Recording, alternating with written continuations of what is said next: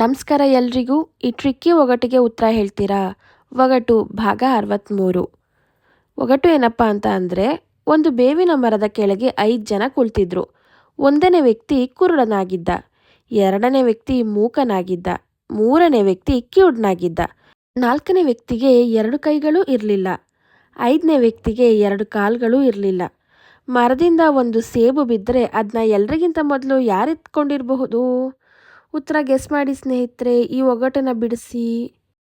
ನಿಮಗೆ 15 ಸೆಕೆಂಡ್ಸ್ಗಳ ಕಾಲಾವಕಾಶ ಇರುತ್ತೆ. ಅಷ್ಟರಲ್ಲಿ ನೀವು ಒಗಟಿಗೆ ಉತ್ತರನ ಕಾಮೆಂಟ್ ಬಾಕ್ಸ್ನಲ್ಲಿ ತಿಳಿಸಬಹುದು.